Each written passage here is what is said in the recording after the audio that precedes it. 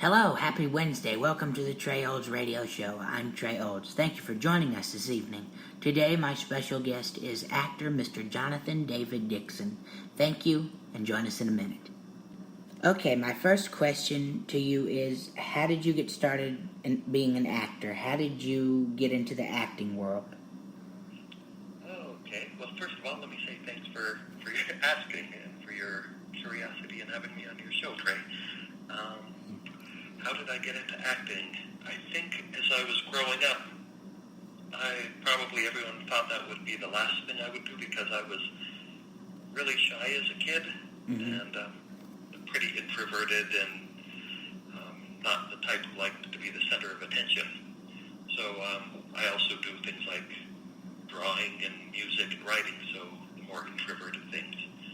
But it was when I was in junior high school, I think, in 7th and 8th grade or so, I saw my brother being in some plays, and he was always more outgoing in that way. And I got kind of intrigued by it. So the first year I was eligible, I think in 9th grade, I was in our high school's production of Fiddler on the Roof. Playing one of the, I think a Russian soldier I was, so not a huge part or anything. But then I sort of got bitten by the bug of that and so I got into it more, and I realized that for a shy, kind of introverted person, acting's a really good way to get a lot of attention because the better you are at hiding, the more praise and attention you get. Yeah. So that it sort of went from there, becoming more. I just got interested in realizing the whole technique and craft of it, and realizing that it's a skill. Really, it's not just going up and showing off. There's a real skill to it, and the more you learn. So over time, that really began to interest me. And again, there's still a thing about the better you are at hiding yourself, the more praise you get. So a lot of my favorite actors aren't the big showy kind who show off in public. They're pretty quiet, reserved people.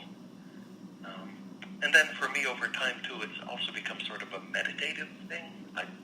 Maybe spiritual isn't quite the right word, but meditative in the sense of I really like going into a dark theater and you just sort of let the rest of your life go and sort of focus on turning yourself off really and sort of getting out of your own way.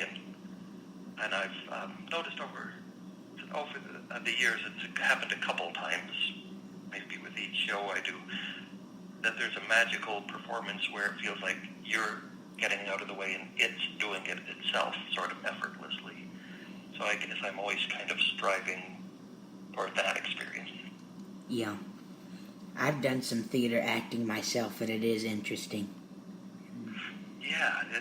Have you ever had this experience where it's really flowing well and it's almost like your mind splits off into a parallel thing where it's like you're watching yourself do it almost? Yeah, you get caught up in the moment, or caught up... Yeah. It's really hard to explain to people who haven't experienced it. But it's sort of like it's doing it. Yeah. It's almost mystical sounding. But I guess that's what I always strive for, that experience. Yeah. Do you still do theater? I haven't for a couple years, just because I started getting into the film and television that's being done in Santa Fe around here. And for a while I was getting fairly regular TV and film work. And the problem with that, though, is I had known too many people who were in plays, and then they went to a film audition and got one line or something, but it would conflict with the play, so they'd drop out of the play and then leave everybody else hanging, and I didn't kind of want to be a jerk like that. So I sort of cut down on the theater stuff just so I could keep my schedule open for the film and TV auditions and possible roles. And of course now that's slowed way down on that side, so I'm really missing theater right now.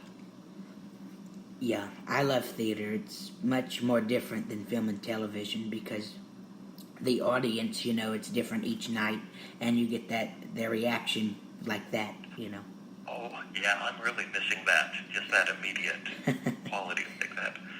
yes, and they are very different techniques, like you say. But people, I think when I go to film auditions, they sort of deride theater acting because it's a different sort of thing. But as you know, theater acting can be really good too. I think what they're thinking of is the big, shallow, overblown theater acting. Yeah. But theater acting can be subtle too. Mm-hmm. Yeah. My next question is, what is the most difficult part or the most challenging part being an actor? Well, I think just practically speaking, getting the work. Because it's one of those things where you have to, I guess the frustrating part is somebody has to let you do it. Yeah. So you don't have that much control over that part of it yourself. But once you get the work, it's really fun and rewarding. But once you get a taste of it, then nobody's letting you do it at the moment. You go, oh, I want to do it. Yeah, you get that drive for it. I need to act. I need it. Oh, yeah, definitely.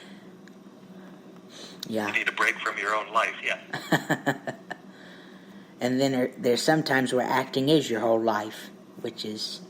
Yeah, I guess if you can reach that point where you can make a living at it. I was with a company called TheaterWorks here in town. Mm-hmm. And I'm going to give him a shout out to David Olson if he listens to this. He's said some things, the artistic director is what he was, and over the years that have really stuck with me. And one is, even if you don't make a living at it, don't think of yourself as, oh, this is just a hobby, or I'm an amateur actor, because that's almost giving yourself permission to be sort of lackadaisical about it. Mm-hmm. And what he would say is, even if you're just somebody in your community theater or somebody, okay, like me, I guess theoretically I'm a professional, but that means I'm not working a lot of the time. You're an actor, and you don't think of yourself as a hobbyist actor. No, you are an actor, and you take it that seriously. Yeah. Or a singer or whatever. Yeah. Uh-huh. I don't do much acting anymore. I do voice acting stuff these days and radio stuff, but occasionally I'll do theater. But I still consider myself an actor. Oh, yeah, and, well, that's one aspect. I've always admired the British actors. Yeah, Sort of especially, because for them they don't differentiate so much, and you see people like Ian McKellen or these Derek Jacobi, they're top of the top. Oh, yeah. But they don't just do films, they do TV, they do radio, they do it all, because they think it's all part of acting and being an actor. Yeah. Yeah, British actors are well known for that. Theater. Oh, definitely. Oh, yeah. And they really think of it more as a craft, I think. It's like a job, like being a plumber or making cabinets or something like that.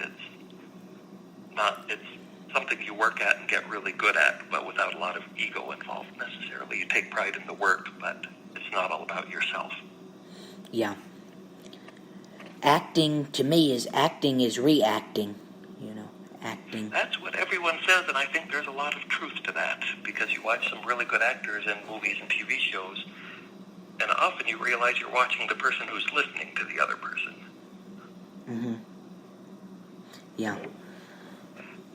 What does that mean to you, Trey? I'm always curious to hear what other actors think. Same thing with you, when actors do a scene, you're looking at the other actor. I'm always looking at the actor who's supposed to react. What do they do to react to what they're speaking with, know? What is their action? What's their reaction? In a way, it's often more interesting to watch the person's eyes as they listen. Well, our friend David Frankham says acting is listening, and that's so true, because often there's so many actors who just sort of go into sort of on hold until their line comes up next, and it just sort of, you can feel it in the flow of the scene. I guess for me that ties into one of the most important things with acting, is to realize you're part of the story. You're not just there for you. You're there to serve the story and the whole flow of the story. Yeah. And if you're not tuned into the other people, it's sort of like the story's flowing along and then hits a bump because you're not quite in it. And you can always tell when that happens. Yeah. Well, acting, it all relies on your senses, hearing, seeing, speaking. And that's very interesting when you have to rely on all that, like you said. But it depends on the scene, too, because your reaction has to fit that scene and have to make it realistic. Right. And I guess for me that's why it's sort of a meditative thing. And I guess I can apply to different things, like athletes, too, is they have to be so in the moment of, sensory, like you say, being open to everything around them and reacting to it. Mm-hmm. Because if you sit there trying to control it, you're going to not be with it. It sounds very strange and ambiguous like that, but I'm sure you know the feeling of it. Yeah, you have to know what's going on around you, basically. Yeah, be aware, basically, yes. Yeah. My next question is, do you have any upcoming projects in acting? Do you have anything coming up you can share? Well, to tell you the truth, nothing definite. In fact, one thing I've been kind of focusing on is writing, in a way. Sort of as a way of saying I'm going to try to give myself something to do instead of somebody letting me do it.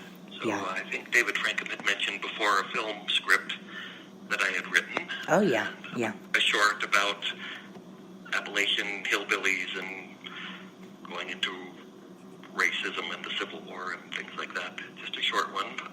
So we're plugging away on that.